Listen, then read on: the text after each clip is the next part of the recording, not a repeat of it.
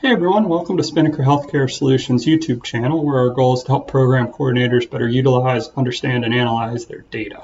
I'm Dale Strong, and today's video is going to be looking at how to sort data sets based on values in a column.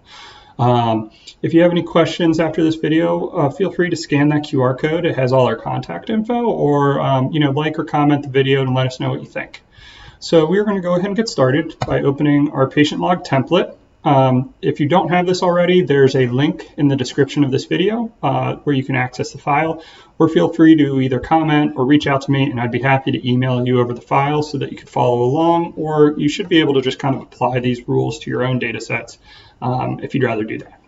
So we're going to go ahead and get started, and we already have kind of our patient log template here. What I've done is I've already converted the data into a formatted table within Excel. On our channel, we have a video of how to do that. So if you don't know how to do that, maybe go ahead and watch that video just so you can kind of be caught up to that step. So the nice thing with Excel, if you have formatted your data as a table, you can already sort each column based on the values that are in there. So let's say sometimes you might be tasked with identifying your quickest cases. And within Excel, you could easily kind of like scan and try to figure out what is your quickest case. It looks like maybe 27, give or take, is right around there. But that's not the most, prudent use of your time. So if you format your data into a table, as we have right now, and you click on the down button here, you can sort smallest to largest. Now, the nice thing by having it in an Excel table is that Excel's already isolated all the data that you see here into the space of this table. So when you sort, it will only sort those cells. It won't affect any of the cells outside of your table, which is a really nice kind of tool to make sure that all your data stays contained and that you're not messing with the integrity of your data. So if we hit sort smallest to largest, we now have our door to IV thrombolytic time of 25. So I think I said 27 might have been the quickest. There was actually a 25. And you can tell it worked because now if you go over to here, our patient IDs were listed 1 to, I think 49 patients that we have in this data set. And now you see patient ID is 30 was our quickest time, and all the data has been, pulled up so you can see that time. And it goes down to, patient ID 10. Our first patient that was originally at the top is down here now based on the metric. In that you now have a nice organized column with our longest case being 96 at the bottom. I think this is a really unique tool. It really helps when you're trying to identify kind of cohorts of patients.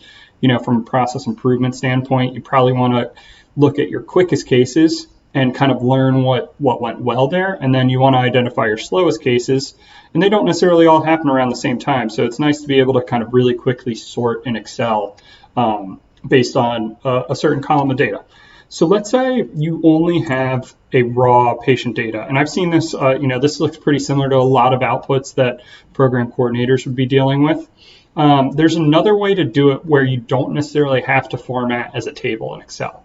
So if you just want to format on a column, and I'll say right now before we show how to do this, only do this if you truly only have raw data. You don't want to have, if you have like a title up here, like a title column that kind of sets it up, or other columns of use in this data sheet, I would not do this. I would format as a table first, because that helps isolate the data. And when you sort the columns, it will automatically update all the data when you do this way. But we can hit H. We can go over here. So if you're on the Home tab, you can go to the Sort and Filter item on the ribbon, and you see the same option that we had when you had it within the data table. And now it's saying that Excel found data next to your selection, which is referring to all the other columns of data that you have.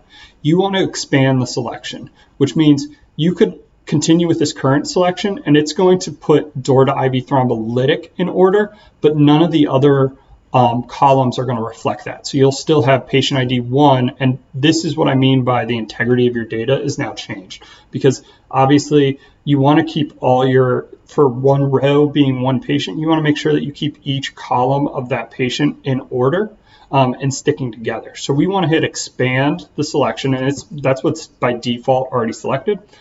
If you hit sort, you'll see that now we have 25, 27, and the patient ID and everything else also sorted that way. So that's another way to do it. But like I said, this way, when it expands to other columns in that data set, which was that option that we just selected, if you have other data, it's not just an isolated data set, you can end up screwing up with your data. So either use a column, or if you truly only have raw data, you can go ahead and use the sort and filter ribbon option. It's really up to you, but that's two ways to kind of sort and identify quicker cases or slower cases. You could have done it the opposite way of highest to lowest.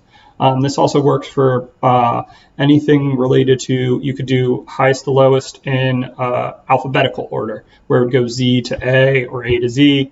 You can do the same thing for time, day of the year, etc. So that's our video. If you have any questions, feel free to reach out. Don't forget to like and subscribe to our channel if you're interested in more videos like this. Thank you.